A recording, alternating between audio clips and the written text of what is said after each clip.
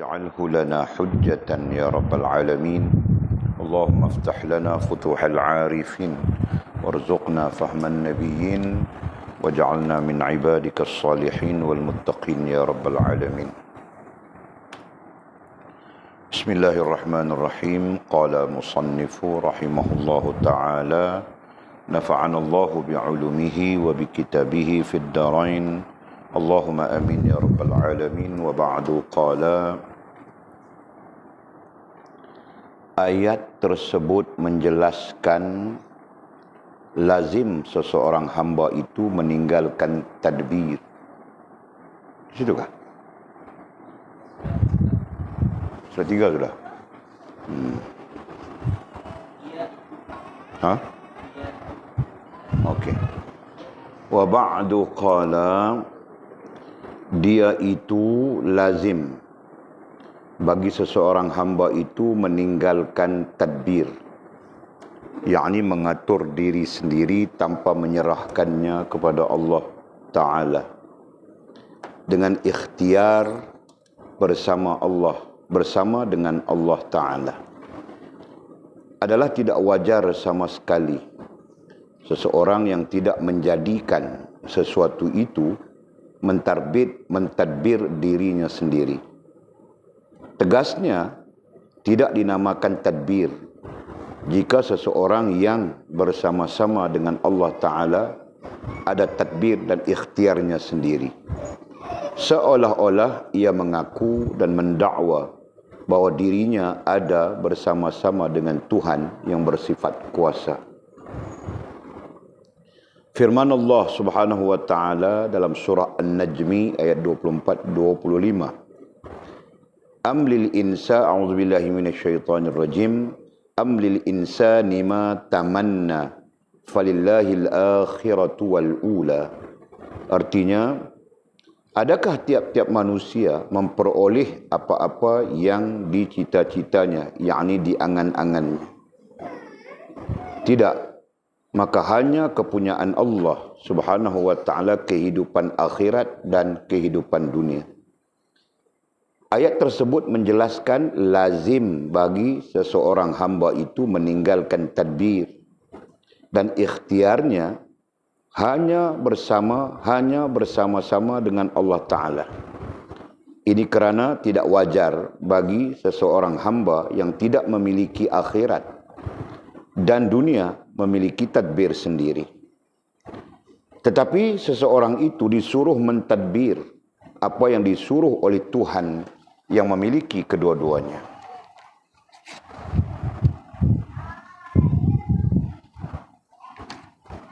Okey, kita sambung sedikit. Kita sambung lagi pengajian kita dalam melalui kitab Tadwirul Qulub oleh Ibn Atta'illah, Al-Imam Ibn Atta'illah Iskandari rahimahullah ta'ala. Dan topik perbincangan kita pada tajuk pertama ini adalah beberapa firman Allah Subhanahu wa Ta'ala yang menjadi dasar, ya, yang menjadi dasar pegangan khususnya orang-orang kerohanian. Nah, perlu faham gitu. Mana si Mizi? Sakit? Oh. Suara kamu orang macam perempuan. Jul pun suara macam perempuan sudah. Nye. Kena penyakit kah?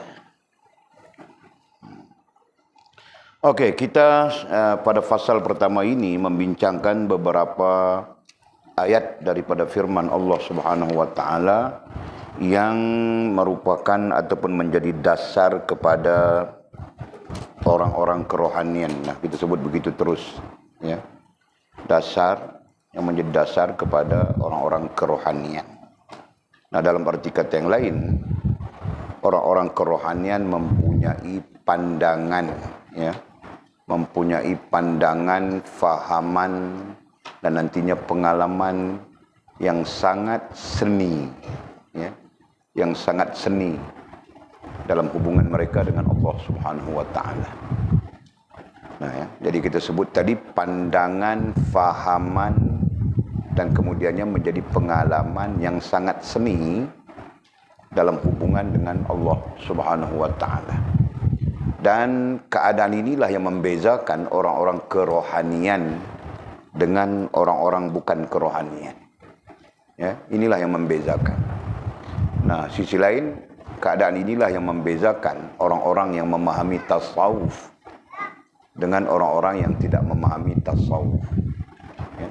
Ataupun ada sisi lain mengatakan inilah bezanya di antara orang-orang yang memahami adab dengan orang-orang yang tidak memahami adab beragama, adab dalam hubungan dengan Allah SWT dan adab dalam hubungan dengan agama. Nah, itu di antara ya. Nah, jadi di sana kita dibentangkan dengan beberapa hal. Pertama, kita dibentangkan dengan hukum tasrif dan taslim. Nah, di situ saja menggambarkan kepada kita sudah hubungan dan perhubungan. Ya. Jadi Walid baca, tengok balik kan. Nah, rupa-rupanya apa yang kita belajar di dalam dasar. Dalam dasar itu sebenarnya ini. Belajar sudah. Istilah saja. Ya, hukum tasrif dan taslim. Itu diterjemahkan daripada teks Arabnya.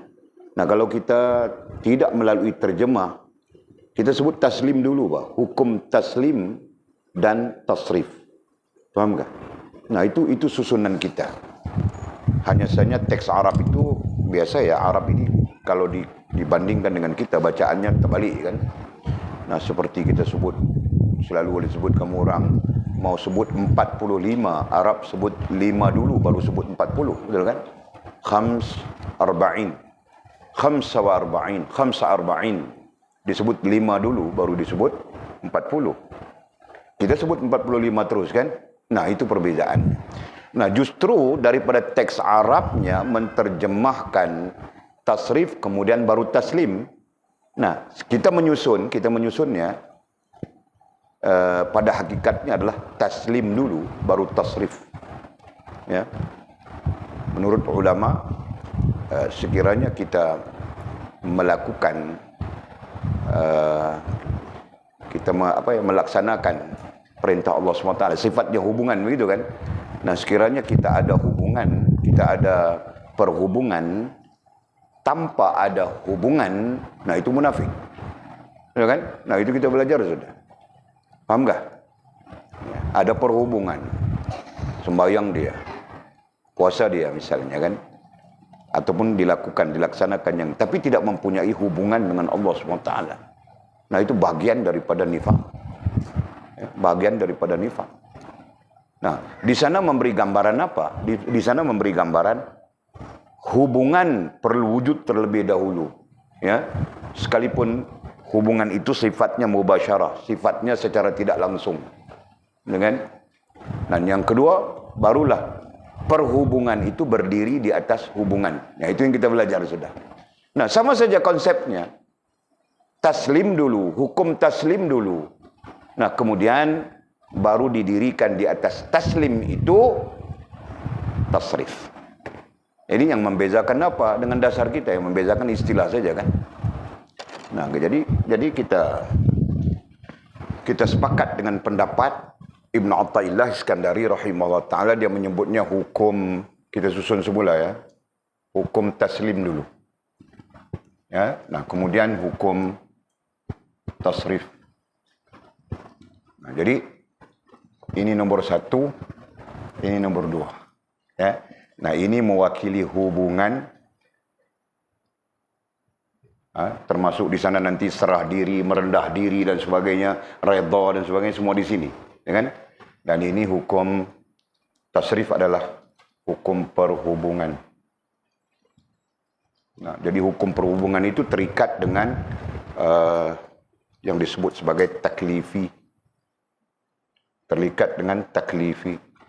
5 perkara wajib, sunat, makruh, haram, mubah. Sedangkan hubungan itu dia tidak mempunyai fakta nombor, ya. Jadi dia berbagai-bagai, termasuk menyerah diri, merendah diri, redha dan sebagainya. Nah, itu. Ya, jadi apa yang kita belajar di dasar, Nah, sekarang kita berjumpa di dalam kajian kitab kita, kitab Tanwirul Qulub ini. Nah, istilahnya saja berbeza, gitu kan? Nah, itu kita belajar sudah. Yang kedua, kita kutip daripada kitab kita ini ialah tentang nur iman. Ya. Kemarin kita berbincang daripada ini Walid spot saja ya, apa-apa yang penting ya. Kita berbincang tentang nur iman. Dan kita memberikan kesimpulan bahawa nur iman itu adalah sempurna hubungan dengan Allah Subhanahu wa taala. Ya. Nah, boleh saja kita sebut nur iman itu kesempurnaan iman sebagainya, tetapi dari segi dasar, nah, itu merupakan sempurna hubungan dengan Allah Subhanahu wa taala. Dalam arti kata yang lain, kesempurnaan iman itu hanya berlaku pada orang yang sempurna hubungan dengan Allah. Ya. Okey, itu yang kedua. Dan yang ketiga, perkara yang ketiga kita kutip daripada fasal pertama ini adalah tentang tadbir. Ya, tadbir. Istilahnya tadbir. Dalam kitab lain, Walid Sud rujuk dalam Syaratul Ma'arif, Imam Isa Abdul Salam dia menggunakan istilah tadbir nafsi. Ya, Ibnu Athaillah hanya menggunakan istilah tadbir. Imam Isa Abdul Salam menggunakan istilah tadbir nafsi. Nah, apa itu tadbir? Nah, itu kita sedang bincang. Nah, tadbir itu adalah mengatur diri sendiri tanpa menyerahkan kepada Allah Subhanahu wa taala. Nah, ya kan? Itu makna yang dimaknakan di sini. Tadbir adalah mengatur diri sendiri. Dan lebih sempurna kita jumpa pada muka surat 3 sana, mengatur diri sendiri tanpa menyerahkannya kepada Allah Subhanahu wa taala. Okey. Istilah yang digunakan adalah tadbir. Istilah yang digunakannya adalah tadbir. Nah, boleh letak di sini sebagai struktur. Nah, jika ada tadbir, berarti kita tidak ada taslim. Fahamkah? Sekalipun kita ada tasrif. Ini isu kita ya. Jika ada tadbir dengan makna yang kita sebutkan tadi, nah berarti batal taslim kita. Taslim ini, hukum taslim ini terbatal. Jelaskah? Nah, terbatal taslim berarti terbatal hubungan. Boleh fahamkah? Ya. Apabila terbatal taslim berarti terbatal hubungan. Puncanya adalah tadbir. Nah, perhatikan ya. Boleh nampak kah? Jadi, yang betulnya bagaimana? Yang betulnya kita tidak ada tadbir. Kita tidak ada tadbir. Kosong saja di situ. Ya. Fahamkah? Kita tidak ada tadbir. Sama sekali. Lalu datang ikhtiar kita bagaimana? Nah, ikhtiar itu satu hal yang lain. Ikhtiar adalah satu hal yang diizinkan oleh Allah Subhanahu wa taala, ya kan? Tetapi ikhtiar itu adalah bagian daripada taslim. Betul kan? Nah, kita susun sudah. Allah, daripada Allah datangnya izin. Nah, izin ini yang sangat luas konsepnya. Ya kan? Nah, izin itu kepada siapa? Kepada makhluk. Ya, kepada makhluk. Nah, makhluk kemudiannya ikhtiar. Nah, dalam susunan yang diatur begini, nah kita mau menyatakan izin Allah, berlakulah apa yang ikhtiar, apa yang diikhtiarkan. Ya, jelaskah? Nah, ikhtiarmu sendiri pun dengan izin Allah. Nah, tanpa izin Allah Subhanahu wa taala, ikhtiarmu pun tidak berlaku. Ya kan? Nah, jika disusun dalam bentuk susunan, sekiranya kita susun dalam bentuk susunannya, seolah-olah ikhtiar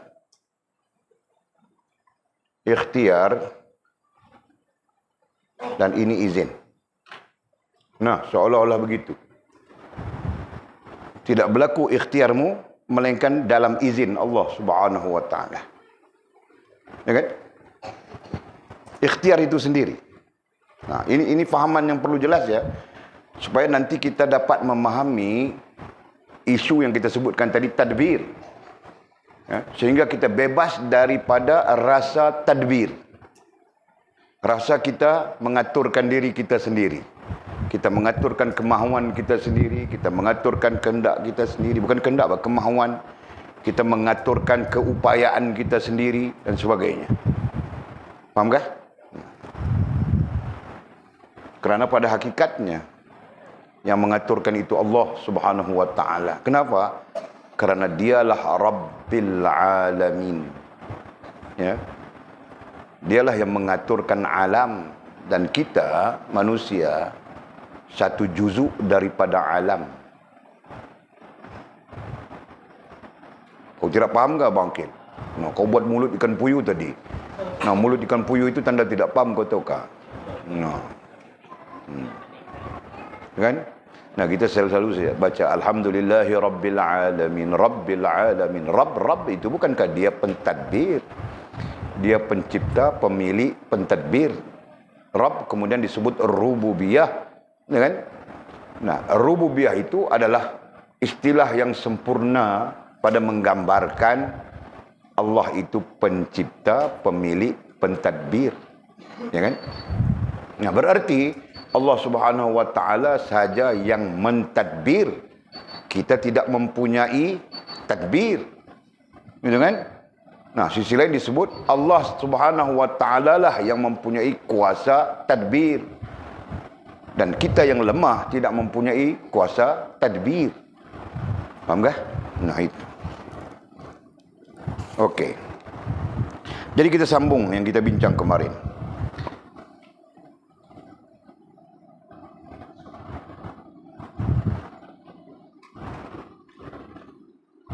Kita ulang balik ayatnya.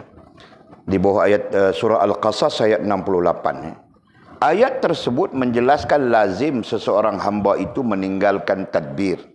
Lazim dengan makna patut, gitu kan? Sepatutnya, wajar, sewajarnya seseorang hamba itu meninggalkan tadbir, yakni mengatur diri dan ikhtiar bersama Allah SWT. Nah, isunya di sana, bagaimana kita mau meninggalkan tadbir? Ya kan? Nah, jawapannya mudah saja. Pastikan rasa dan perasaanmu dengan Allah Subhanahu wa taala. Nah, itu mungkin ada pertanyaannya. Nah, di kitab kita tidak dilontarkan pertanyaan, tapi di kitab lain ada dilontarkan pertanyaan. Bagaimana kita mau membebaskan diri kita daripada tadbir nafsi? Nah, katanya Imam Isa Abdul Salam mengatakan, hilangkan keupayaan kita, hilangkan keinginan kita, dan meletakkan semuanya pada Allah Subhanahu wa taala. Nah, itu adalah satu fakta dalam akidah pun begitu sebenarnya. Ya. Kesimpulannya Allah lah yang berkuasa, kita tidak mempunyai kuasa apapun. Nah, itu. Okey.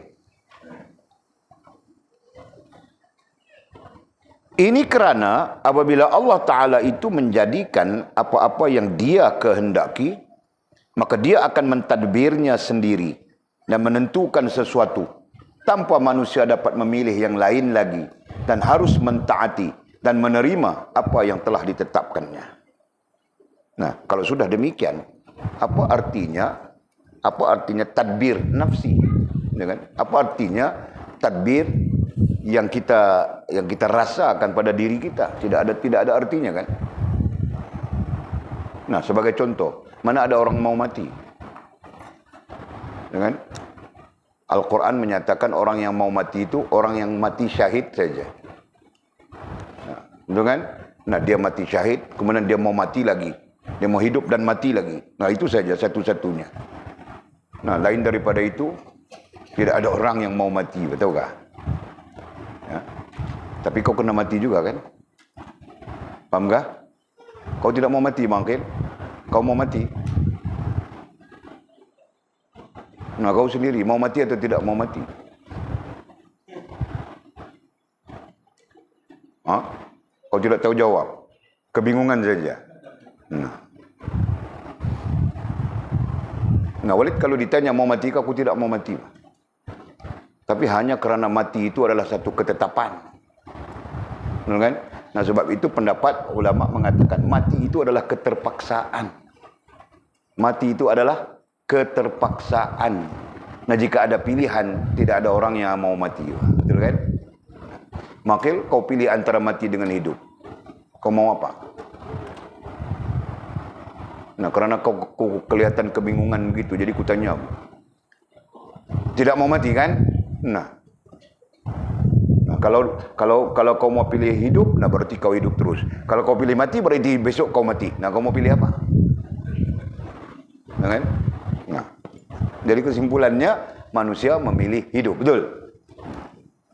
Nah, ketika Allah Subhanahu wa taala menghendaki mati, ada yang boleh menahan kah?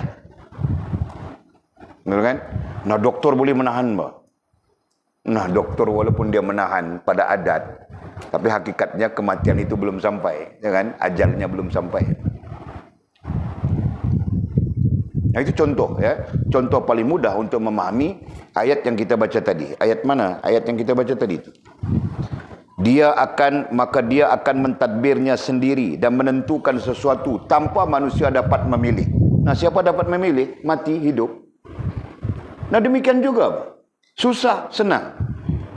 Sihat, sakit. Mana ada orang mau sakit? Aku itu hari gigiku sakit sampai 2. Aku tidak mau. Makan pun susah, itu susah, ini susah. Bini pun marah-marah kita. Tahu tak? Nah, tapi sakit juga kan? Betul kan, misi kan? Nah, begitulah keadaannya. Ya. Jadi berdasarkan kepada contoh itu tadi, nah itulah gambaran bahawa Allah mentadbir sendiri apa yang dia kehendaki. Ya. Nah, dalam arti kata dia kehendaki, dia cipta, dia mencipta, kemudian dia memiliki, dan kemudian dia mentadbir. Jelas ya? Jadi katanya manusia, tanpa manusia dapat memilih yang lain lagi. Jadi kita tidak dapat memilih dan harus mentaati dan menerima apa yang telah ditetapkan. Nah, nanti ini kalau kita lihat dari sudut dasar ya, nanti ada perbincangan terkait dengan qada, qadar, takdir. Ya. Oke, terus. Dia itu ay Allah Subhanahu wa taala. Dia ay Allah. Lazim ay sepatutnya, sewajarnya bagi seseorang hamba itu meninggalkan tadbir. Lazim ay sepatutnya, ay sewajarnya bagi seseorang hamba itu meninggalkan tadbir. Nah, tadbirnya apa? Mengatur diri sendiri tanpa menyerahkannya kepada Allah Subhanahu wa taala. Kita tinggalkan itu. Ya. Nah, kita berdiri dengan sesungguhnya segalanya dengan izin Allah, apapun. Ya.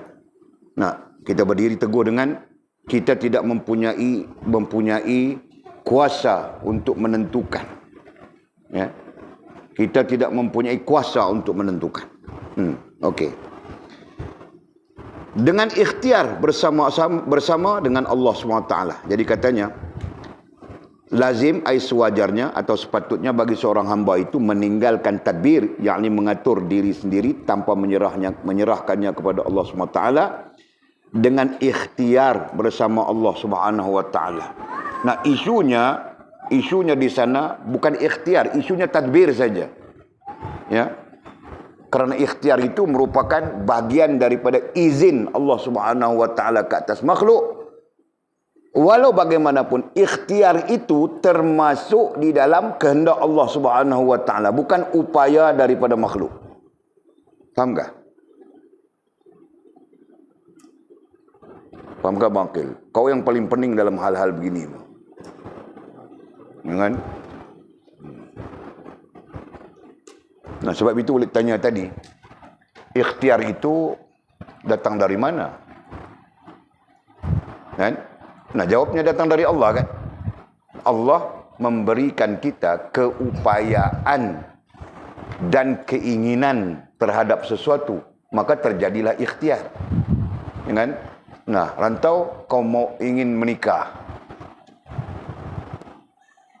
Mungkin betul, mungkin tidak, kan? Maka rantau pun dari sudut keinginan ada sudah ingin menikah. Maka Allah Subhanahu wa taala memberikan keupayaan kepada rantau ikhtiar, ya, melalui mengizinkan kepada rantau ikhtiar, dan dalam izin ikhtiar itu memberikan kepada rantau keupayaan. Nah, cari dia berduit mau menikah. Kebetulan bakal istrinya itu minta sampai 20.000. Mau buat macam mana? Nah, kan? Nah, dia pun ikhtiar cari 20.000. Cop kelapa sawit. Satu hari 10 ekar dia cop kelapa sawit. Mau menikah dia. Nah, gitu kan? Nah. Jadi, kesimpulannya, ikhtiar itu juga termasuk di dalam izin Allah. Betul kan? Nah, sedang izin Allah Subhanahu wa taala itu berada di dalam tadbir Allah Subhanahu wa taala, bukan tadbir kita. Betul kan? Bukan tadbir makhluk. Nah, jelas itu sudah. Fakta ini adalah fakta usuluddin, ya, fakta akidah. Nah, jadi paham kita sudah. Mau angkat pen ini pun kita tidak ada upaya melainkan dengan izin Allah SWT. Al-Quran menyatakan hal itu tentang kamu tidak mungkin dapat mengangkat kelopak matamu sekalipun melainkan dengan izin Allah SWT. Nah, artinya apa? Artinya keseluruhan yang berlaku kepada kita, termasuk pikiran kita juga, kan? Nah, adalah dengan izin Allah Subhanahu wa taala. Paham enggak? Nah, itu pegangannya. Oke, terus. Adalah tidak wajar sama sekali seseorang yang tidak menjadikan sesuatu. Adalah tidak wajar sama sekali seseorang yang tidak menjadikan, mencipta. Nah, kita tambah saja. Ya. Adalah tidak wajar sama sekali seseorang yang tidak menjadikan, mencipta. Kita susun 3, ya. Susunan kita mencipta, memilih, mentadbir, gitu kan? Nah, itu susunan kita dalam dasar. Adalah tidak wajar sama sekali seseorang yang tidak menjadikan, mencipta sesuatu, mentadbir dirinya sendiri. Nah, bagaimana kita, ya, persoalan ini merujuk kepada kita. Bagaimana kita boleh mentadbir diri sendiri, yang kita sebutkan tadbir nafsi tadi. Ya. Nah, bagaimana tadbir nafsi itu boleh berlaku kepada kita, padahal kita bukan pencipta. Nah, itu. Nah, kita tambah lagi, bukan pencipta, bukan pemilik. Pertanyaan itu sangat seni, sudah bilang saya tadi, kan? Bagaimana kita boleh tadbir nafsi, tadbir diri kita sendiri, padahal kita bukan pencipta. Kita hanya menggunakan yang dicipta, yang telah dicipta, gitu kan? Nah, kita menggunakan rezeki yang telah diciptakan oleh Allah. Kau boleh buat beras sendiri ke bangkil? Nah, di China sana dia orang buat beras, Pak, dengan plastik. Gitu kan? Boleh buat gandum sendiri kah? Yang namanya rezeki kita sifatkan makanan saja, kan? Nah, tidak boleh, kan? Kerana apa? Kerana hak mencipta itu adalah hak mutlak Allah Subhanahu wa taala, gitu kan? Nah, kemudian setelah dia mencipta, dia memilih. Dan selepas dia memilih, dia mentadbir. Nah, ketika itu kita berada di mana? Luar dari sifat tadbir, betul kan? Nah, bangkil bilang kita berada di mentadbir. Kau ini mau sesat kah, bangkil? Mentadbir apa? Kau mentadbir apa, bangkil? Nah. Jadi kau sedar itu bagus, Pak. Okey, adalah tidak wajar sama sekali seseorang yang tidak menjadikan. Nah, kita menjadikan apa? Apa yang kita jadikan? Tidak ada, kan? Sedang pada diri kita sendiri pun semuanya pinjaman daripada Allah Subhanahu wa taala. Apalagi kalau kita bincangkan mau menjalani kehidupan. Nah, semuanya kita pinjam daripada Allah Subhanahu wa taala. Ya kan? Allah meminjamkan kepada kita mata, telinga, kaki, perut, semua apa? Termasuk masa dan sebagainya, semuanya dipinjamkan oleh Allah Subhanahu wa taala kepada kita. Nah, padahal kita sendiri tidak ada apapun. Betul kan? Allahu akbar. Nah, justru itulah katanya adalah tidak wajar sama sekali seseorang yang tidak menjadikan sesuatu itu mentadbir dirinya sendiri. Tegasnya tidak dinamakan tadbir. Nah, itu. Ya, tidak dinamakan tadbir jika seseorang yang bersama-sama dengan Allah Subhanahu wa taala ada tadbir dan ikhtiarnya sendiri. Jadi maksudnya mudah saja. Ya, maksudnya kita jangan merasakan, ya. Sebab isunya tadbir di sini adalah rasa dan perasaan. Rasa dan perasaan kita. Nah, jangan kita ada rasa dan perasaan mampu mengaturkan diri kita sendiri. Paham kan? Nah, begitu. Kita perlu sentiasa berperasaan Allah lah yang mengatur, ya kan? Allah lah yang mengatur. Bukan saja diri kita, bahkan sekalian makhluk, bahkan sekalian alam. Makhluk itu juzuk daripada alam saja. Juzuk, pahamkah juzuk? Juzuk artinya satu perkara kecil daripada alam. Sedangkan alam itu adalah sesuatu yang sangat besar. Ya kan? Nah, Allah mentadbir sekalian alam. Kita belajar dalam konteks yang kita sebut dasar itu berapa alam? 5 kan? 6 kah? 5 ke 6? 6 kan? Nah. Sebut misi, lupa sudah aku. Alam Jabarut, alam Malakut, alam Jabarut, alam Malakut, alam Lahut, alam Nasut, alam Misal, alam Imtisal. Nah, itu terkait kita. Nah, campur lagi satu, alam ruh yang tidak tahu dibincangkan. Ya kan? Nah, kalau disebut saja alam ruh, alam lahut, alam malakut, alam lahut, alam ruh, alam malakut, alam lahut, alam nasut, alam misal, alam imtisal. Betul kan? Nah, itu bahagian daripada alam.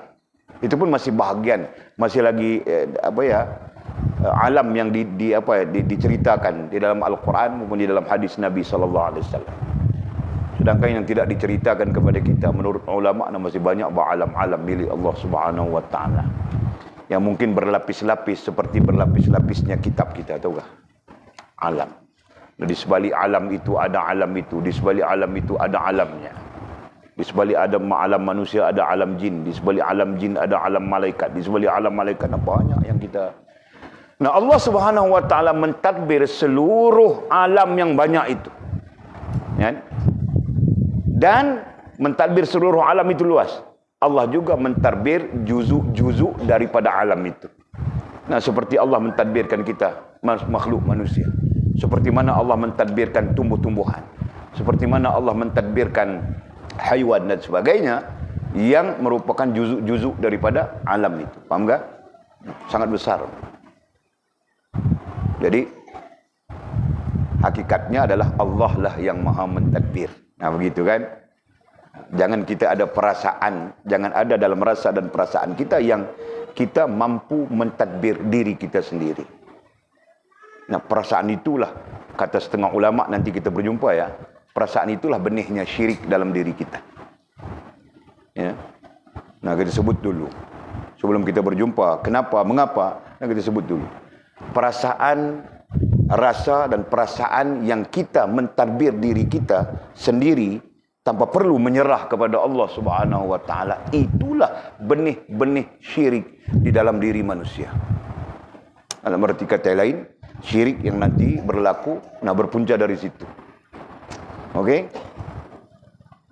Nah, kalau perkataan ulama tadi merujuk kepada syirik terus.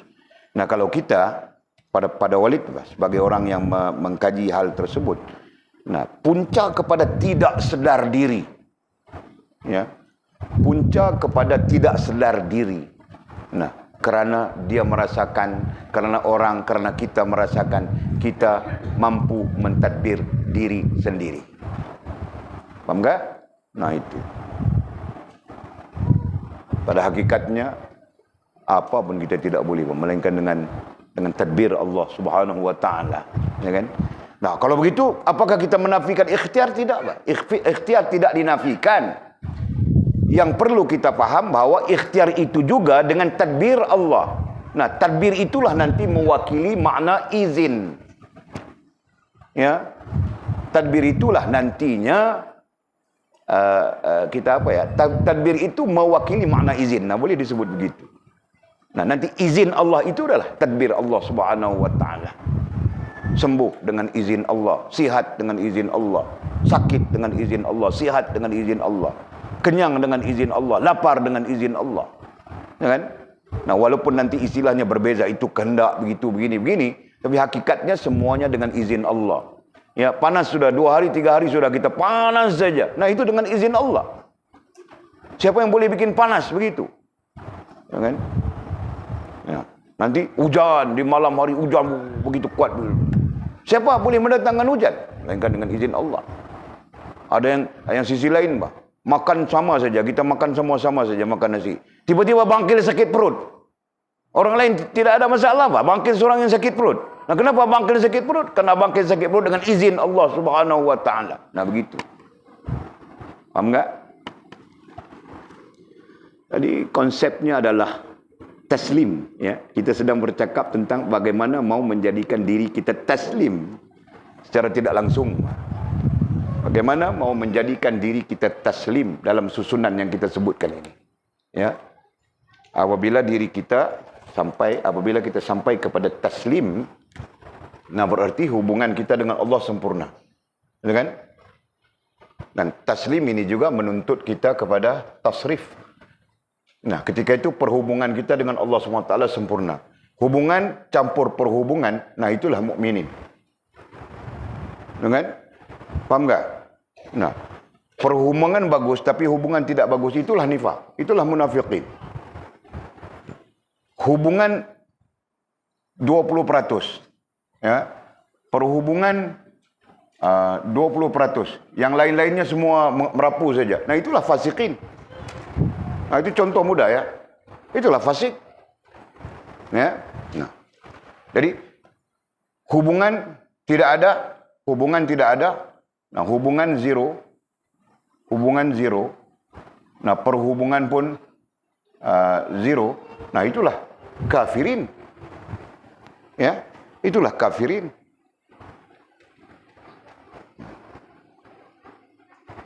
Boleh paham Mangkil, ya? Nah, kita sekarang jangan pikir banyak-banyak, nanti kita pening, ya. Kita cuma menjurus kepada mau melepaskan diri kita daripada nifak.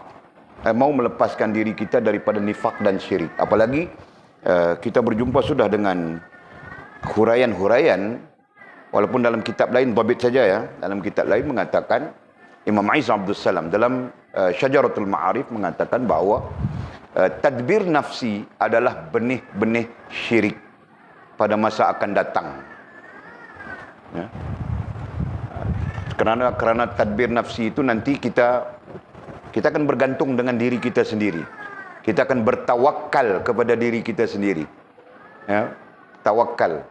Sedangkan Allah Subhanahu wa taala menuntut kita bertawakal hanya kepadanya. Wa 'alallahi falyatawakkalul mu'minun. Orang-orang yang beriman hanya bertawakal kepada Allah. Nah, pada orang yang tadbir nafsi, kita sebutkan tadi, nah dia nanti bertawakal kepada diri dia sendiri. Nah, itu yang terjadi. Dan semestinya itu syirik sudah. Ya.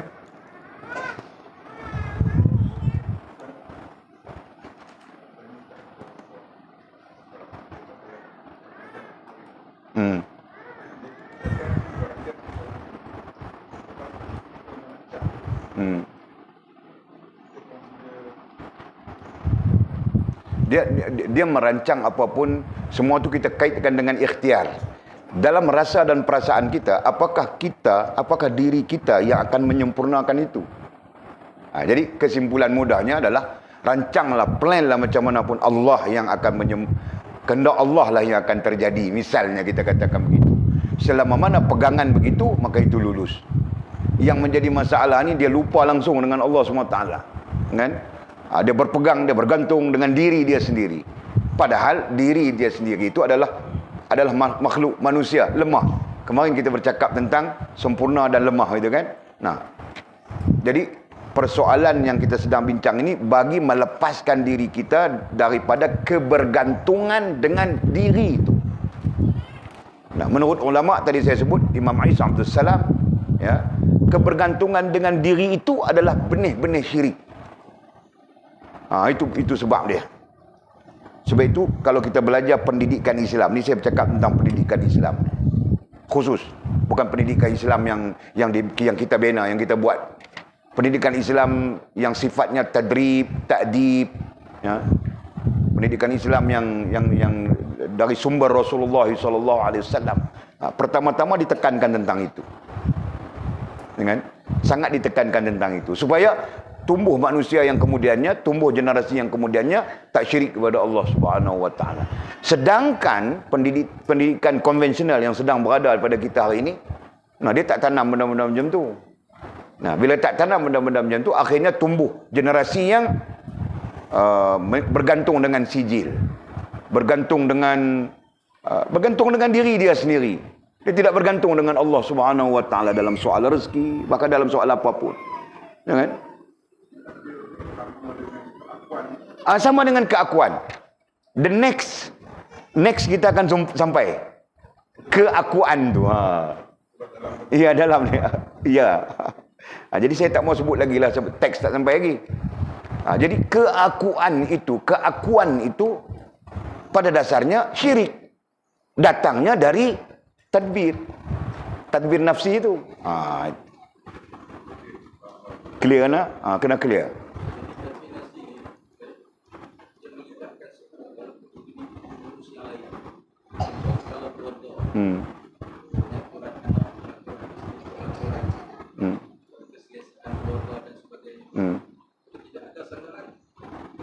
Ya, memang sebab kita nak keluar daripada merasakan diri kita itu ada kuasa.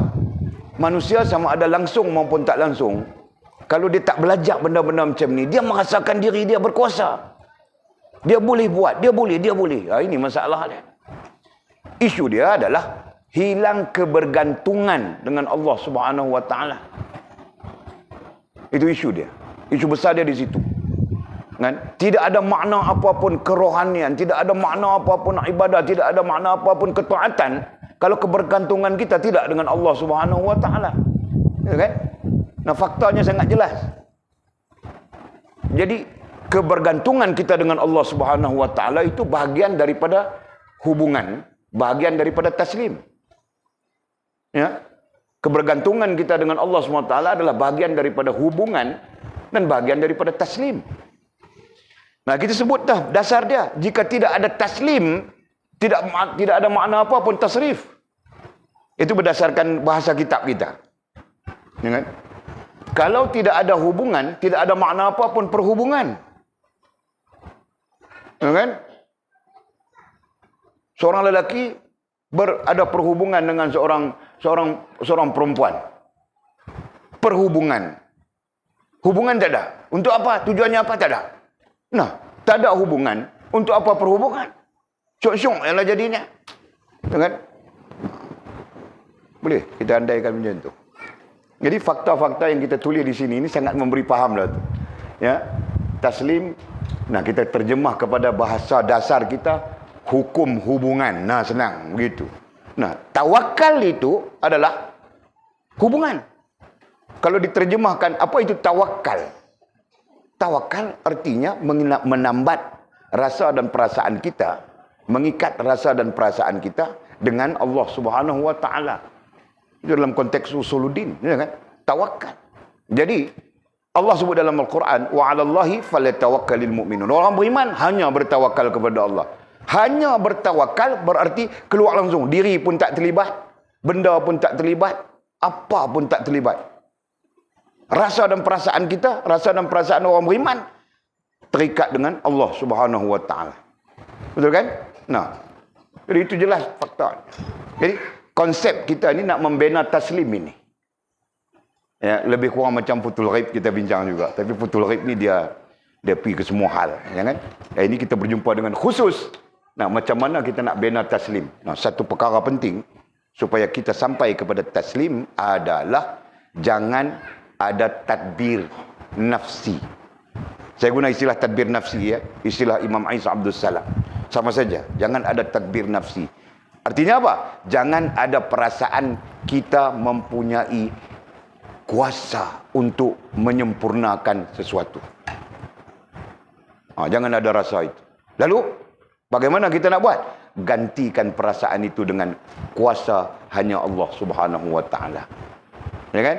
Nah, ketika kita masuk ke dalam dunia ikhtiar dengan perasaan Allah berkuasa, Allah lah yang menentukan, kita akan selamat daripada syirik. Betul kan? Kita masuk dalam dunia ikhtiar. Ikhtiar satu dunia yang lain, ya. Satu keadaan yang lain. Kita masuk dalam dunia ikhtiar. Mencari rezeki, mencari bini, mencari apapun yang mau dicari. Dengan perasaan Allah lah yang berkuasa menentukan. Selamat tak selamat kita? Selamat. Kita selamat daripada syirik. Kan? Kita selamat daripada nifaq. Bahkan mungkin kita akan selamat daripada fasik pun. Kenapa? Karena kita bersandar kepada Allah SWT. Berarti kita ada hukum halal haram. Tasrif ada di situ kan? Kita ada hukum halal, kita ada hukum haram dan sebagainya. Kita terikat dengan tasrif. Jadi kita selamat.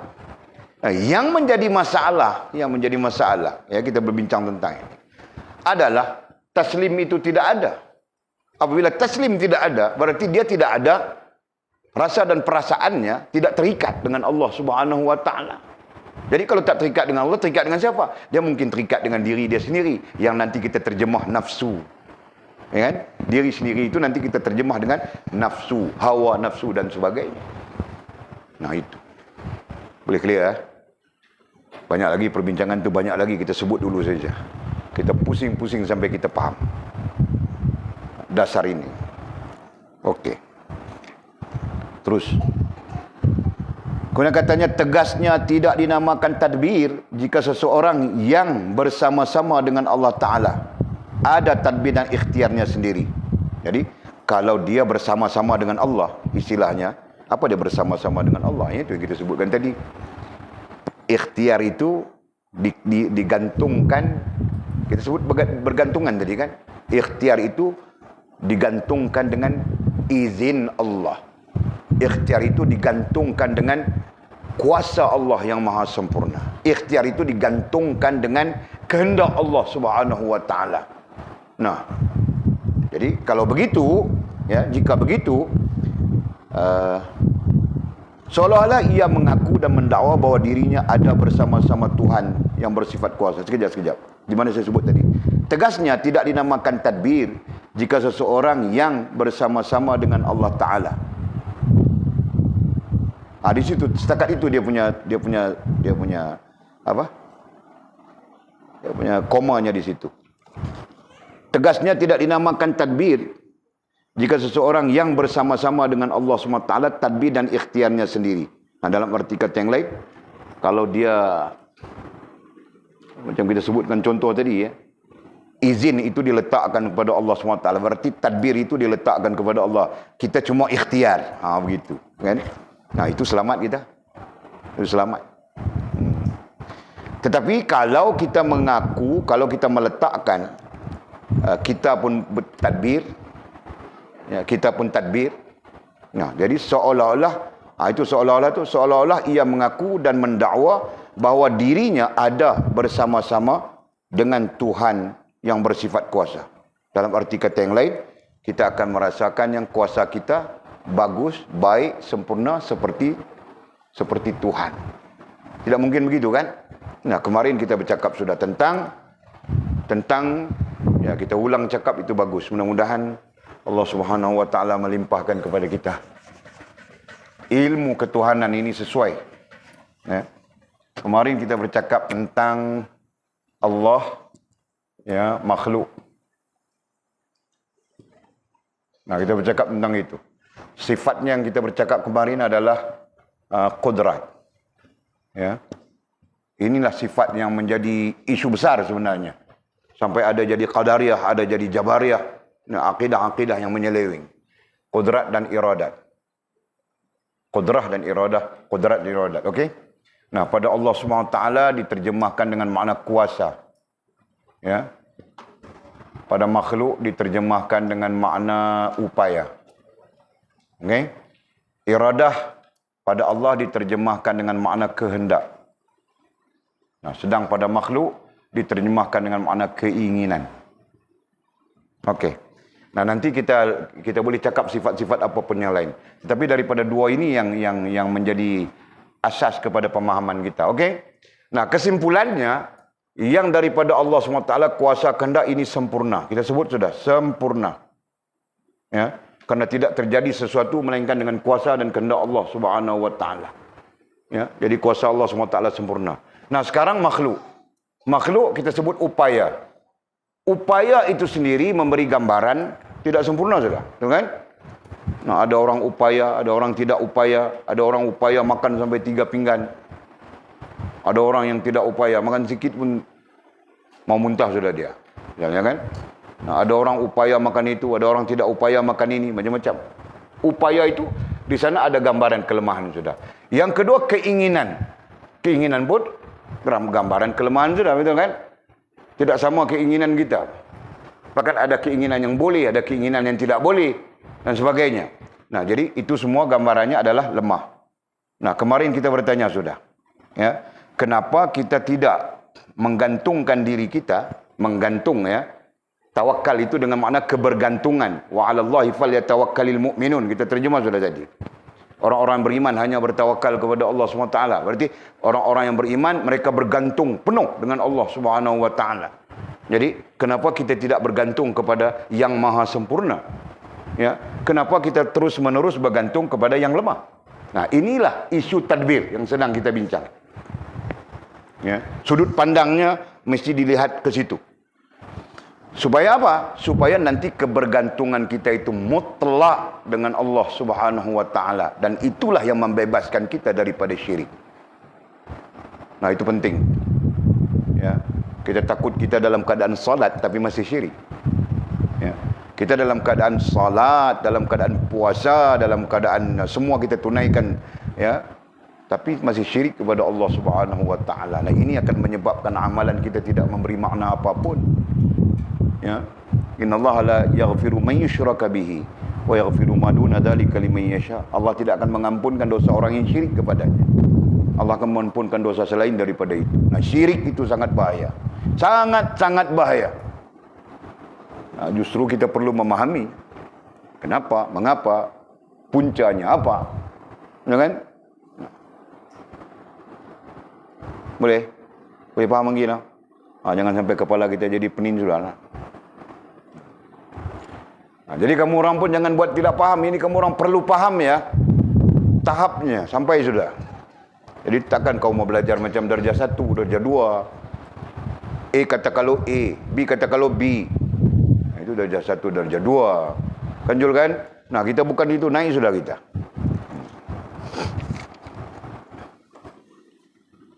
Okey, jadi sama sekali kita tidak mungkin bersama-sama dengan Tuhan yang bersifat kuasa. Nah, itu gambarannya. Tuhan bersifat kuasa, nah sempurna kuasanya. Kita walaupun tidak bersifat kuasa, tapi terjemahannya adalah upaya. Nah, upaya, keinginan, nah itu lambang kelemahan. Mana mungkin yang lemah bersama dengan yang maha sempurna? Tidak mungkin. Hanya yang maha sempurna itulah yang mengatur kita yang lemah. Nah, itu. Ya. Yang maha sempurna itulah yang mengatur kita yang lemah ini. Nah, berpeganglah dengan pegangan itu. Berpeganglah dengan akidah itu. Kita selamat.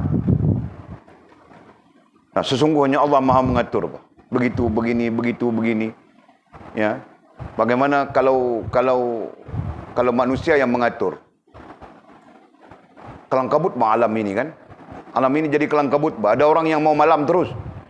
Dia semalam dia tidur pukul 5 pagi, dia berubat, dia jadi bom Melayu sedunia. Nah, datang siang dia mengantuk-ngantuk, dia dijadikan malam. Nak berebut bah. Orang ini mau pergi kerja, menoreh getah dia, cop kelapa sawit dia. Nah, dia pun ada kuasa juga. Nah, dia mau siang, kau mau malam, dia mau siang, sekejap malam, sekejap siang, sekejap malam, sekejap siang. Gila habis semua orang, tahu tak? Nah. Faham tak? Nah, Allah yang maha mentadbir. Jelas ya? Jadi kesimpulannya, boleh sebut lagi ya, kesimpulannya kita tidak apa ya, kita tidak bersifat tadbir nafsi. Tidak ada langsung pada kita tadbir nafsi. Ya, tidak ada langsung. Kita kosong. Yang ada pada kita dengan izin Allah hanya ikhtiar, dan ikhtiar itu pun adalah milik Allah Subhanahu wa taala. Nah, itu yang paling penting kita pegang. Ya, kalau Allah tidak mengizinkan, Walid pun tidak mengajar kamu orang. Nah, malam ini mungkin ya Allah mengizinkan mengajar. Nah, esok mungkin tidak. Bukan kita berdoa. Nah, kita mau contohkan saja. Nah, mati sudah besok.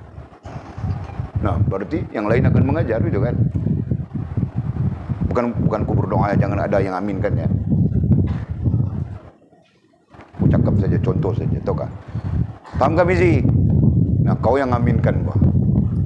Bukan kah?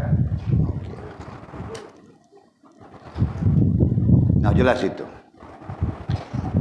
Firman Allah Subhanahu wa taala dalam surah An-Najmi ayat 24 25.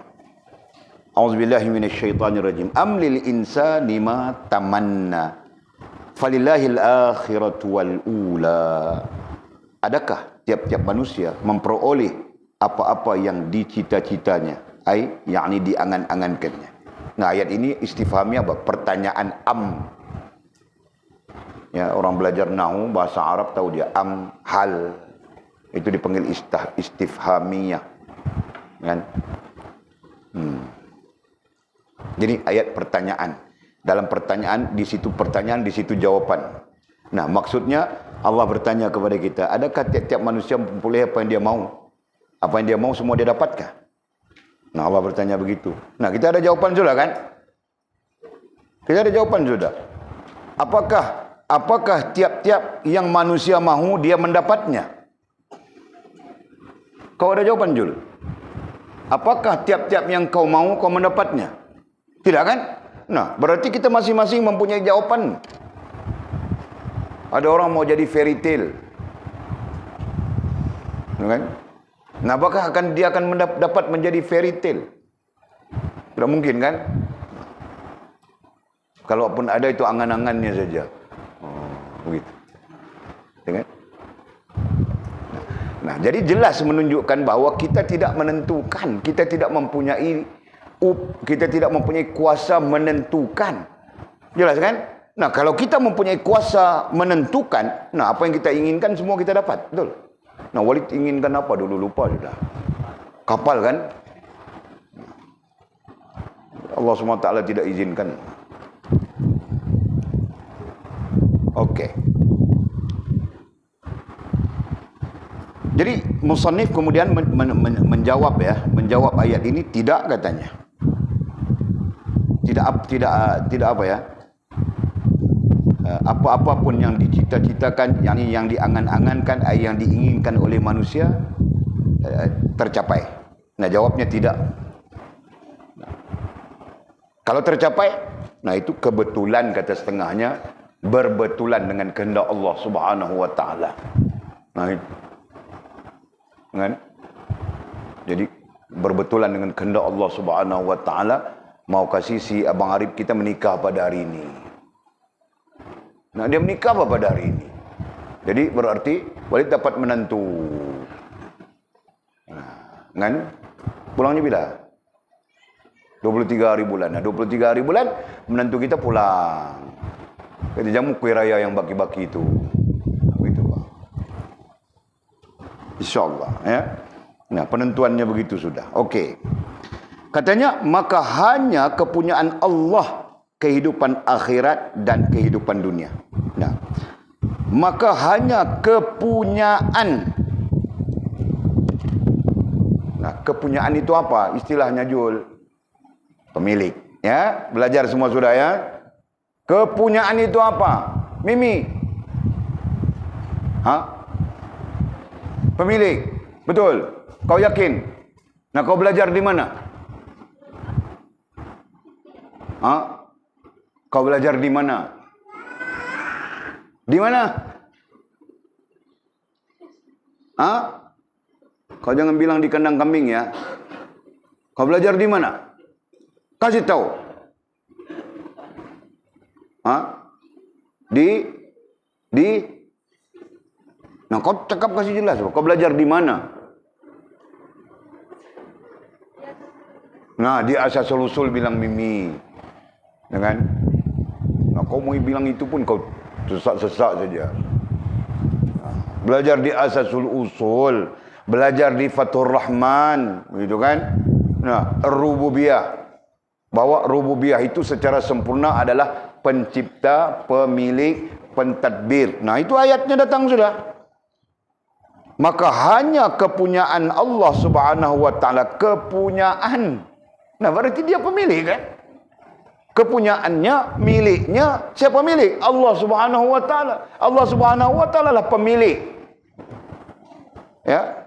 Kehidupan akhirat dan kehidupan dunia. Kehidupan dunia dan kehidupan akhirat. Nah, begitu. Jadi kalau Allah Subhanahu wa taala pemilik kehidupan dunia dan kehidupan akhirat. Nah, kita yang namanya makhluk ini memiliki apa? Sedang kita berbincang sudah secara ilmu, kita tidak memiliki apapun melainkan semuanya pinjaman daripada Allah Subhanahu wa taala.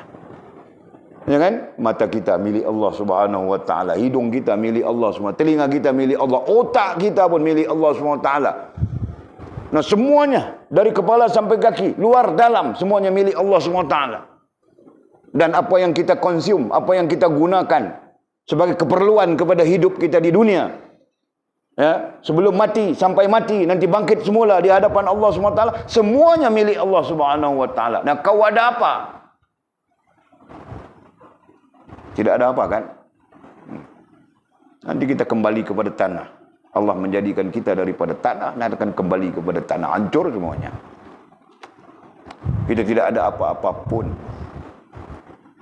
kan? Melainkan apa yang kita kebaikan, melainkan kebaikan, kebajikan yang kita lakukan sesuai dengan tuntutan Allah Subhanahu wa taala menggunakan pinjamannya itu. Jelas ya ayatnya ya? Kita tidak memiliki apapun melainkan kebaikan, kebajikan yang kita lakukan menggunakan. Nah, itu ayatnya, penting itu. Menggunakan pinjaman Allah Subhanahu wa taala kepada kita. Nah, kita sembahyang menggunakan anggota badan kita. Nah, kita lakukan kebaikan itu. Dengan pinjaman Allah SWT kita lakukan kebaikan. Nah, bayangkan dengan pinjaman Allah Subhanahu wa taala kepada diri kita, kita tidak melakukan kebaikan. Kita tidak salat, kita tidak puasa.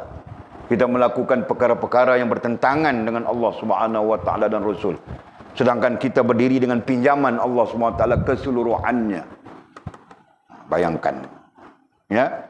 Nah, jadi sebab itu kata musannif, jawapan kepada pertanyaan Allah Subhanahu wa taala surah An-Najmi ayat 24-25 tidak.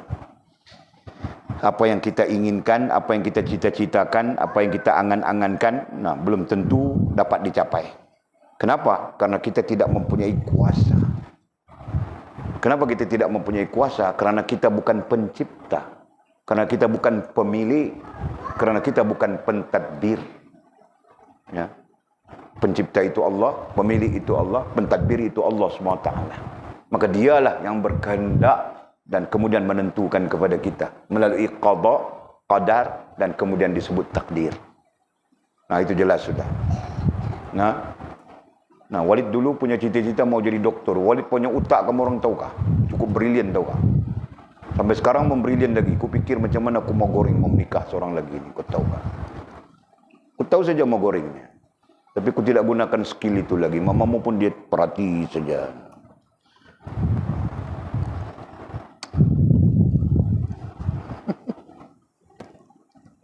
Hari ini bagi bergaduh sikit tau kah? Okey. Allah, Masya Allah. Nah, Walid cerita sudah tadi. Walid mau jadi doktor, tapi kehendak Allah Subhanahu Wa Taala tidak. Walid mau jadi doktor. Doktor. Walid terpengaruh dengan apa ya? Dengan guru-guru yang selalu cerita profession doktor ini begitu begini. Walid terpengaruh, Pak. Nah, kanak-kanak kan, budak-budak waktu itu kan, terpengaruh saja. Nah, bila habis saja sekolah rendah, nah, ayah Walid tidak mau Walid. Kau mengaji ini, kau mengaji itu, kau mengaji ini. Dia tidak mau Walid mengaji doktor. Kan? Jadi aku, orang bilang apa ya? Beragan. Orang bilang beragan, tahu beragan? Beragan tidak tahu ya? Beragan ini nama? Merajuk, tahu tak?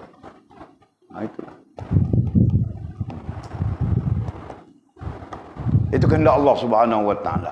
Nah, sampai sekarang baru aku tahu bahwa kalau aku jadi doktor, mungkin aku jadi doktor yang hantu. Kan? Kenapa? Karena aku tidak kenal Tuhanku. Karena aku tidak kenal agamaku. Karena aku tidak kenal hubungan. Karena aku tidak kenal perhubungan. Nah, mungkin aku jadi doktor, tapi doktor yang hantu. Boleh paham tak? Nah, aku syukur. Sekarang aku syukur. Masya Allah. Sedar bahawa kalau aku tidak paham ini, nah aku berada dalam syirik saja, berada dalam khurafat saja. Kan? Paham tak? Nah, ini anak-anak baru ini. Kita ada anak baru, Buya. Nama Fas, nama Atul, nama Sheila. Anak baru kemarin. Okey, Wah. Okey, ayat tersebut. Nah, ini penjelasan daripada musannif. Katanya ayat tersebut menjelaskan lazim. Nah, perkataan lazim di sini kita terjemah sekata saja ya, sewajarnya, sepatutnya. Bagi seseorang hamba itu meninggalkan tadbir, katanya. Nah, jangan ada tadbir. Didhabitkan perkataan tadbir nafsi. Ya. Nanti sebenarnya mengatur diri sendiri ini sebenarnya terjemahan, ya, satu terjemahan. Hakikatnya tadbir nafsi itu adalah bergantung kepada diri sendiri. Nah, itu berdasarkan kepada banyak syarah, ya, berdasarkan kepada banyak syarah Tanwirul Qulub ini. Nah, mereka menyebutkan tadbir itu adalah bergantung terhadap diri sendiri, tidak bergantung dengan Allah Subhanahu Wa Taala. Jadi ayat tersebut menjelaskan lazim ai sepatutnya, ai sewajarnya bagi hamba itu meninggalkan tadbir dan ikhtiarnya hanya bersama-sama dengan Allah Ta'ala. Jadi meninggalkan tadbir, kata dia, meninggalkan bergantung kepada diri sendiri.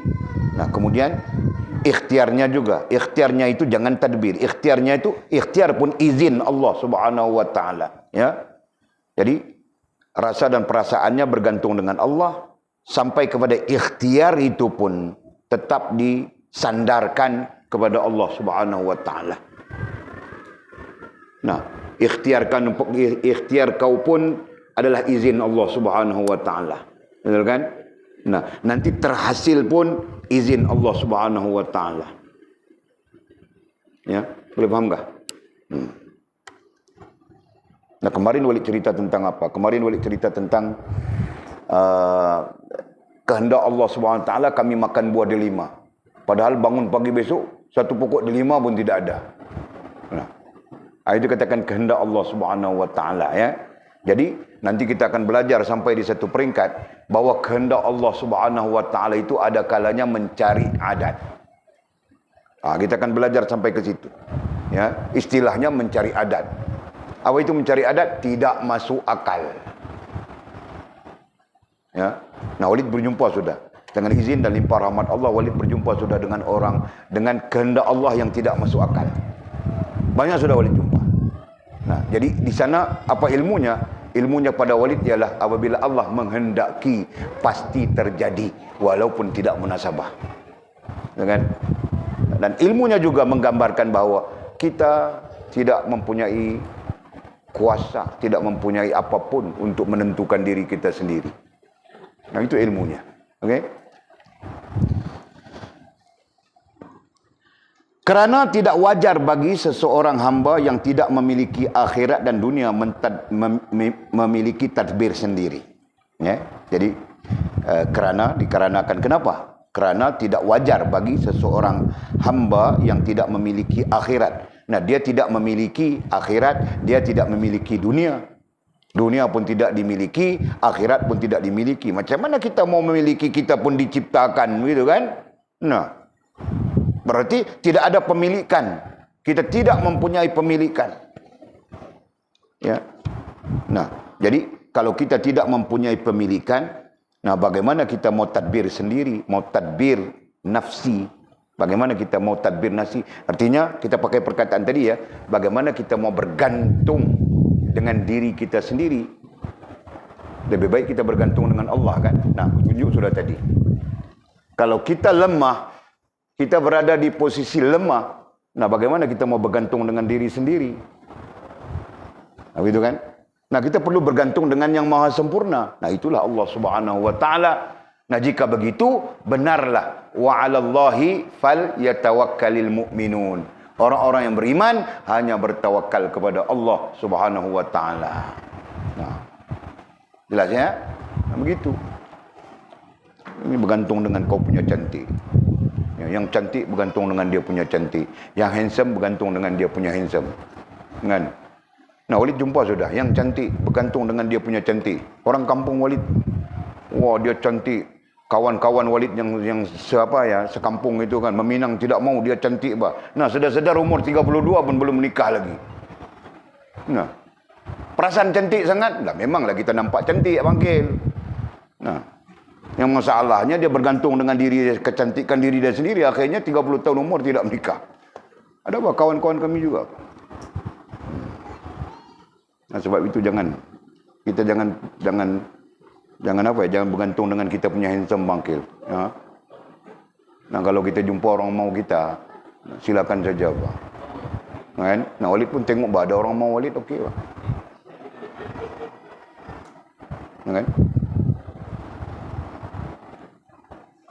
Boleh bangkil. Nah, kau jangan memilih-milih sangat bangkil. Ya. Okey. Tetapi seseorang itu disuruh mentadbir apa yang disuruh oleh Tuhan yang memiliki kedua-duanya. Nah, adapun tetapi seseorang itu disuruh diperintah mentadbir. Nah, datang lagi perkataan mentadbir, padahal kita tadi berhujah bahwa tadbir itu adalah bergantungan ya. Tadbir itu adalah bergantung kepada diri sendiri ataupun menafikan kebergantungan dengan Allah Subhanahu wa taala. Nah, jadi katanya seseorang itu disuruh mentadbir apa yang disuruh oleh Tuhan. Jadi itulah isu yang kita sebutkan tadi. Kalau mentadbir itu disebut dengan merancang. Nah, kita boleh merancang tapi sesuai dengan apa yang disuruh oleh Tuhan. Apa yang disuruh oleh Tuhan? Wa 'alallahi falyatawakkalul mu'minun. Orang beriman bertawakal kepada Allah Subhanahu wa taala. Nah, itu.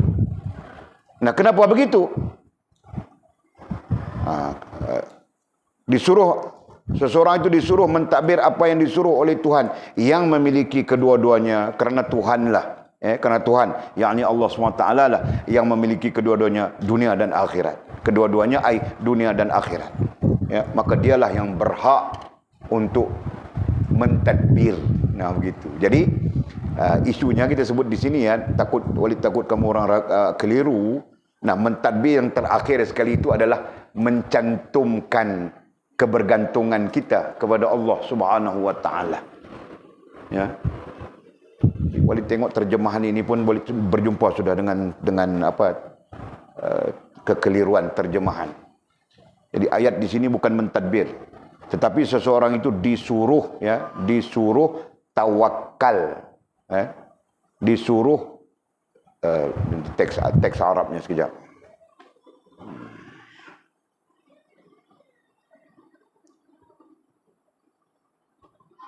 Disuruh bertawakal, itu teksnya.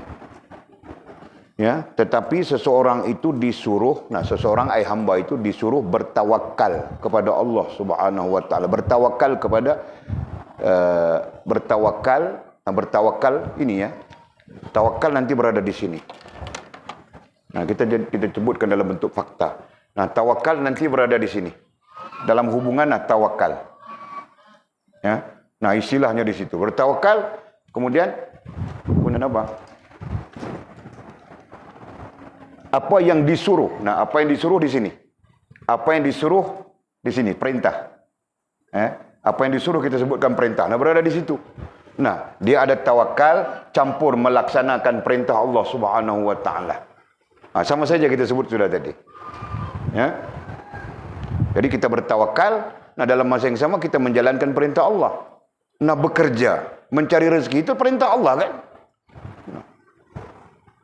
Jadi bukan sesuatu yang terasing daripada tasrif. Dan setiap berdirinya tasrif perlu berdirinya taslim. Itu kita dasar kita. Setiap berdirinya tasrif perlu berdirinya taslim. Atau dalam arti kata yang lain, tasrif itu berdiri di dalam taslim. Itulah ayat terakhir itu memberi maksud itu. Ya. Tetapi seseorang itu disuruh bertawakal dengan apa yang disuruh oleh Tuhan. Ayatnya begitu. Bukan perkataan mentadbir itu tidak boleh dipakai. Berdasarkan kepada teks Arabnya. Ya. Jadi, tetapi seseorang itu disuruh bertawakal dengan apa yang disuruh. Jadi ada dua di situ kan. Disuruh bertawakal berarti disuruh taslim. Ya. Kemudian disuruh dan dengan apa yang disuruh berarti tasrif. Ada dua di situ.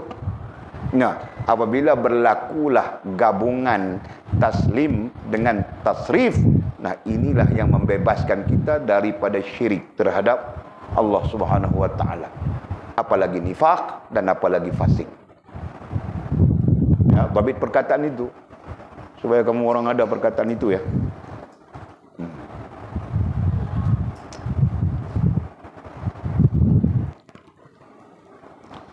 Okey. Habis sudah kita fasal ini, mudah-mudahan fasal ini menjadi asas kita berfikir ya. Kita belajar, kita perlu berfikir, jangan belajar macam ketul batu. Belajar macam kayu, macam batu keras saja. Dengar balik. Itu bukan belajar, itu dengar. Nabi membezakan sudah kuna aliman au muta'alliman au mustami'an. Mendengar mustami'an au muhibban ataupun suka, kasih kepada ilmu. Wala takun khamisan, jangan jadi yang kelima. Fatahlika fi dunya wal akhirah, celaka kau di dunia dan di akhirat. Dalam rentetan susunan Nabi itu kun aliman, jadi orang alim.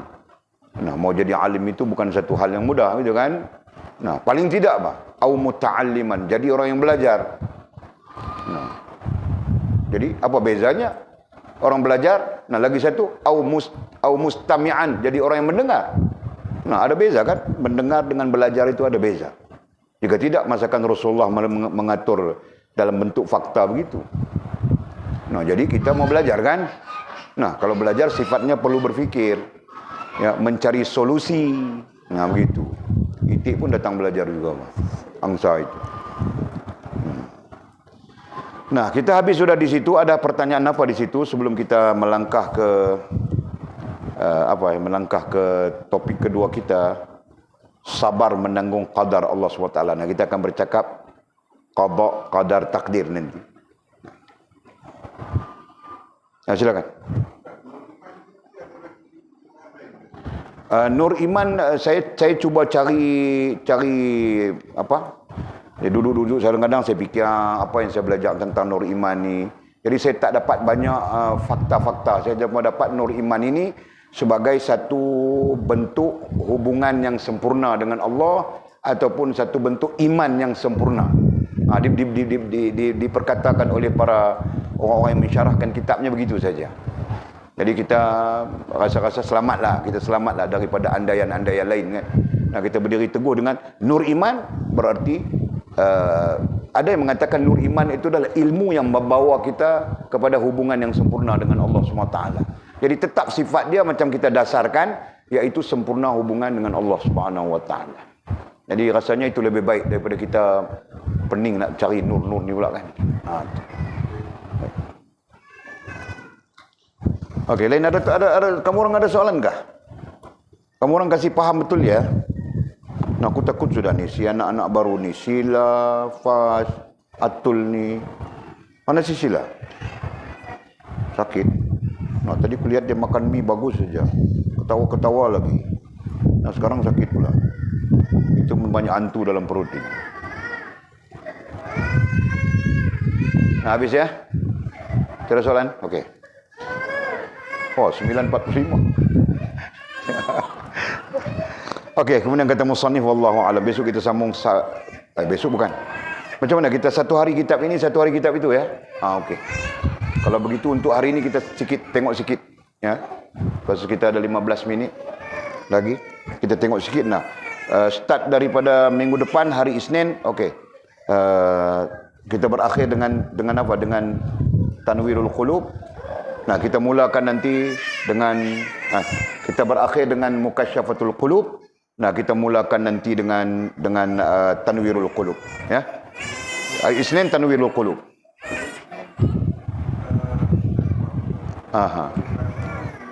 Okey.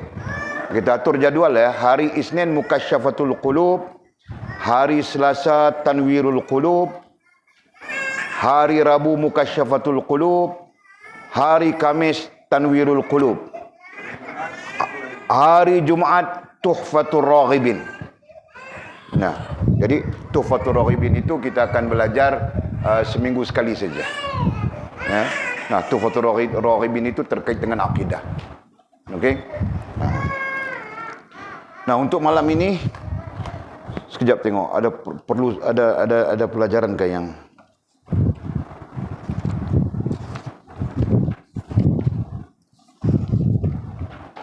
syukur. Habis sudah kita kan syukur tajuk? Belum habis kah? Sampai di mana kita?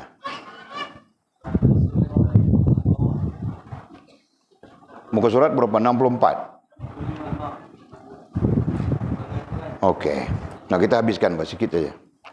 Bismillahirrahmanirrahim. Qala musannifu rahimahullahu taala, nafa'ana Allahu bi'ulumihi wa bi kitabihi fid darain. Allahumma amin ya rabbal alamin. Wa ba'du qala, pengaduan kepada selainnya adalah kehinaan. Ya. Nah, ini kita belajar tentang syukur. Bukan, kita belajar tentang apa? Kita belajar tentang syukur. Kita berbincang tentang syukur. Tetapi dari sana mengeluarkan kita kepada tiga keadaan itu. Syukur, pengaduan, diam, ya kan? Nah, jadi kita sekarang belajar bercakap tentang pengaduan ya. Tentang syukur kita bercakap sudah berdasarkan kepada teks kita. Nah, sekarang kita bercakap tentang pengaduan, perkara yang kedua. Katanya pengaduan kepada selainnya ay Allah Subhanahu wa taala. Ya, pengaduan kepada selainnya ay Allah Subhanahu wa taala adalah kehinaan. Ini adalah satu kehinaan kepada diri kita. Ya. Kenapa? Nah, disebut di sini menampakkan kehinaan kepada hamba yang juga merupakan hamba seperti dia adalah kehinaan yang amat buruk. Nah, di sisi Allah SWT itu satu kehinaan. Kenapa? Karena kita mengadu kepada makhluk, bukan kepada Allah SWT. Nah, jadi kata musannifnya menampakkan kehinaan kepada hamba. Kita mengadu kepada hamba berarti kita menampakkan kehinaan kepada hamba yang juga merupakan hamba. Yang mana hamba yang kita nampakkan kehinaan itu merupakan hamba seperti kita juga. Ya? Yang juga merupakan hamba seperti dia adalah kehinaan yang amat buruk. Itu satu kehinaan. Sebab itu kita diajar supaya kalau susah, kalau payah, jangan kita mengadu dengan orang dulu. Kita mengadu kepada Allah SWT dulu. Nah, ketika bangkil mengadu kepada Pak Din sebagai contoh. Pak Din, saya ini begini. Nah, ketika itu Pak Din melihat bangkil orang yang rendah daripada dia, tahu tak? Nah, ketika itu, faham tak? Nah, sebab itu jangan mengadu dengan Allah Subhanahu wa taala. Keadaan apapun. Nah, kalau suka anak dia pun mengadu dengan Allah Subhanahu wa taala bangkil. Nah, begitu. Ya, jangan kau suka anak dia, kau pelan-pelan tulis surat, kau hantar. Cara klasik begitu kan. Nah, nanti nampak di Pak Din, nah jatuh hina kau. Tahu kah? Mana begitu? Allah, Masya Allah. Faham tak ayat ini? Faham ya? Nah, jangan kita suka mengadu kepada sesama hamba. Lebih baik pengaduan itu kepada Allah Subhanahu wa taala. Lebih baik begitu. Kan? Okey. Allah Subhanahu wa taala berfirman berkaitan dengan hal ini, dirujukkan kita kepada firman Allah, a'udzubillahi minasyaitonir rajim. Innama ta'buduna min dunillahi awthanan wa takhluquna ifka. Innal ladzina ta'buduna min dunillahi la yamlikuna lakum rizqa fabtaghu 'indallahir rizqa wa'budu washkurulah. Kamu hanyalah menyembah berhala-berhala yang diperbuat oleh orang. Tidak menyembah Allah yang mencipta segala-galanya. Dan kamu hanya mengadakan penyembahan yang dusta.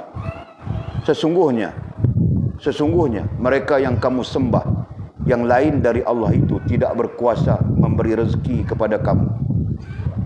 Sesungguhnya mereka yang kamu sembah, yang lain dari Allah itu tidak berkuasa memberi rezeki kepada kamu. Oleh itu, carilah rezeki dari sisi Allah dan sembahlah akan Dia, serta bersyukurlah kepadanya. Surah Al-Ankabut ayat 17. Nah, ayat ini jelas-jelas terang-terang secara maudhu'inya menyatakan kepada kita supaya berhubungan dengan Allah Subhanahu wa taala, kan, khusus dalam soal rezeki. Nah, selalunya pengaduan kita kepada orang lain biasanya dalam soal rezeki, kebanyakannya, kan. Jelas. Jadi kamu hanyalah menyembah berhala-berhala yang diperbuat oleh orang, tidak menyembah Allah yang menciptakan segala-galanya. Jadi perkataan menyembah itu kalau dibincangkan secara maudhu'i, dibincangkan secara maudhu', menyembah itu berarti menyerahkan, taslim itu kan.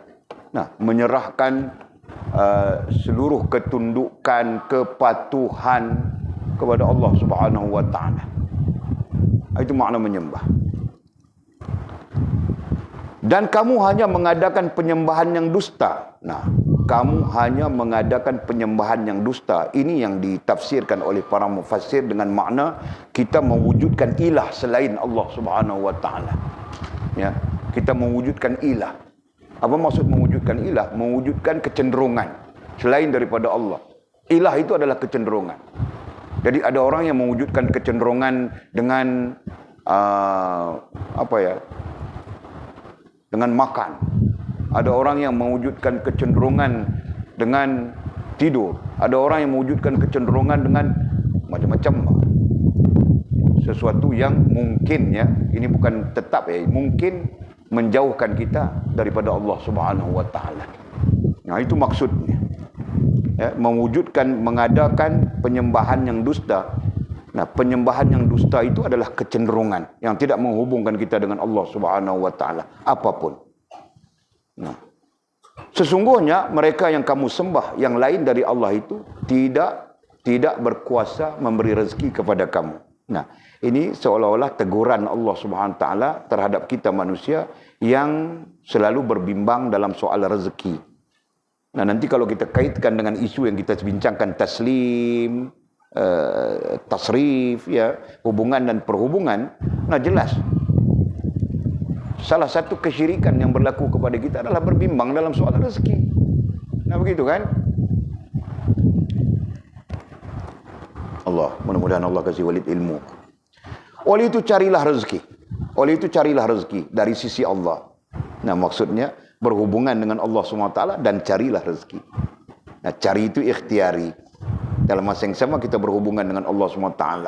Nah, rantau berhubungan dengan Allah SWT sambil mencari rezeki, sambil ikhtiar, kita katakan begitu kan. Nah, untuk menikah, insya Allah rantau, berjaya kau, barakah insya Allah.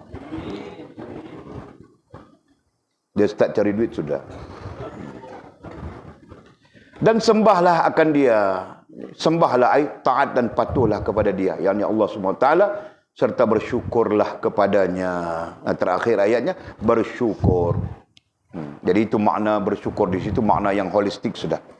Ya, bersyukurlah kepadanya, kepada Allah SWT. Ini surah Al-Ankabut ayat 17. Nah, ayat lain, innal ladzina tad'una min dunillahi ibadun amsalukum fad'uuhum falyastajibu lakum in kuntum shadiqin. Sesungguhnya benda-benda yang kamu seru selain Allah adalah makhluk-makhluk seperti kamu. Nah, ini ayat yang sangat-sangat jelas lagi terang, ya. Jelas terang lagi bersuluh, orang bilang ni. Orang sebut terang lagi bersuluh.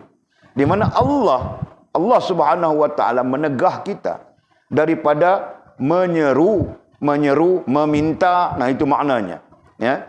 Sesungguhnya benda-benda yang kamu seru, minta selain dari Allah adalah makhluk-makhluk seperti kamu. Nah, tadi kita bincang sudah. Diri kita sendiri adalah makhluk. Jadi bagaimana kau mau bergantung dengan diri kau sendiri? Nah, kita belajar sudah tadi kan? Nah, diri kita sendiri adalah makhluk. Justru makhluk itu adalah lemah. Nah, bagaimana kita mau bergantung kepada yang lemah, termasuk diri kita sendiri? Nah, jadi kita perlu bergantung kepada yang maha sempurna. Nah, kemudian bergantung itu kita terjemah dengan tawakal tadi kan? Okey, dan ayatnya ini, sesungguhnya benda-benda yang kamu seru. Nah, disebut di sini benda-benda.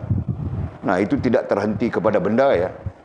Nah, maksudnya siapa saja yang kamu seru minta, ya, selain Allah adalah makhluk-makhluk seperti kamu, sama saja makhluk seperti kita juga.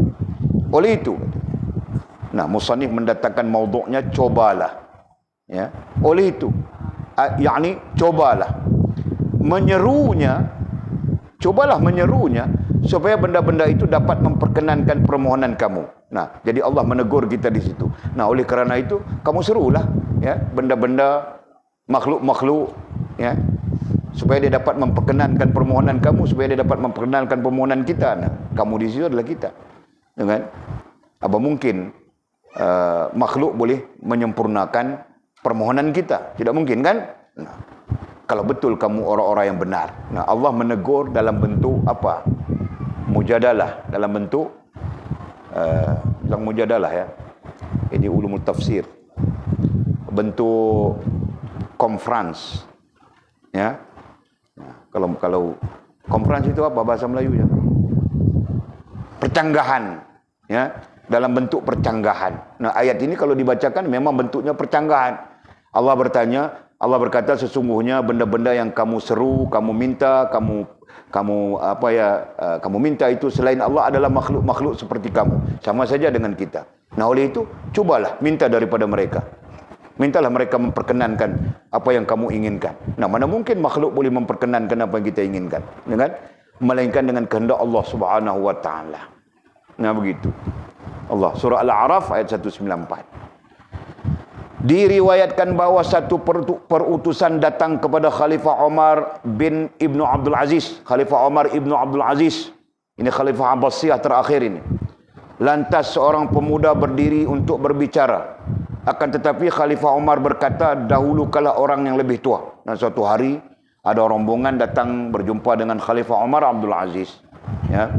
Nah, ketika rombongan itu berada di depan Khalifah Umar Abdul Aziz, nah, seorang pemuda bangun untuk bercakap. Tetapi Khalifah Umar berkata, nah, ketika dia bangun mau bercakap, nah, Khalifah Umar menyuruh dia duduk, ya, dengan mengatakan dahulukanlah orang yang lebih tua, ya. Kemudian katanya, ya Amirul Mukminin, kata pemuda itu, kalau suatu perkara dinilai daripada usia di kalangan kaum muslim, ada orang yang lebih tua dari anda.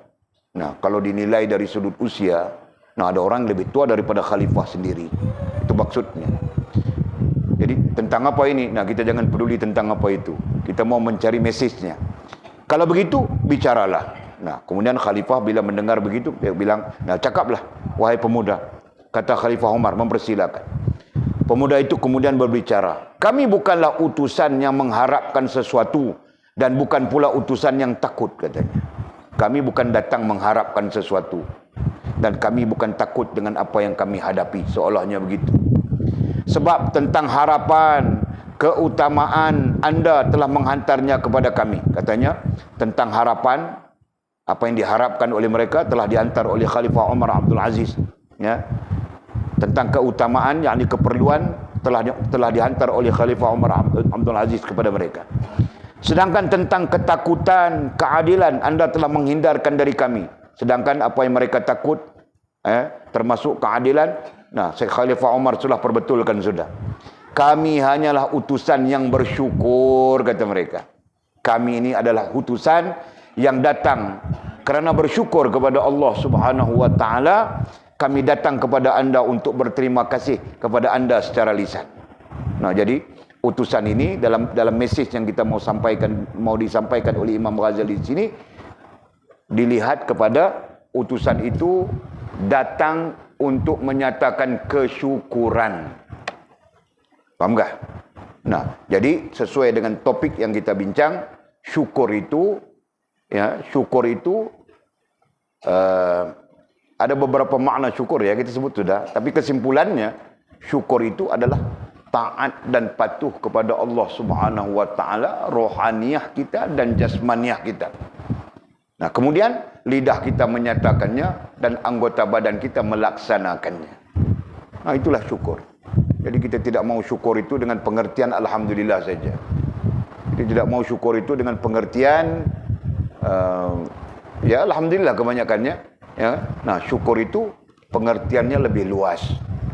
Nah, sampai-sampai Al-Quran kita baca daripada awal, Al-Quran itu menyatakan bahawa hamba yang bersyukur itu adalah hamba yang taat dan patuh kepada Allah Subhanahu wa taala. Ini berarti percanggahan dengan Allah Subhanahu wa taala ataupun bermaksiat kepada Allah Subhanahu wa taala adalah melambangkan kita ini hamba yang tidak bersyukur. Nah, begitu.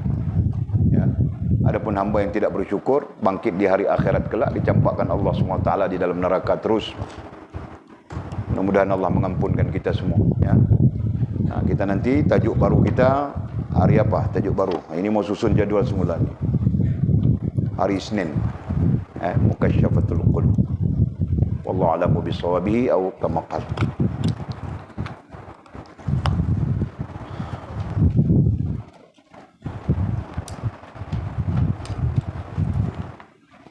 Bila mengajar masa ni rasa sekejap saja. Orang yang mendengar mesti rasa lama, kan? Ha? Rasa lama kah? Kau rasa lama kah, Sofia?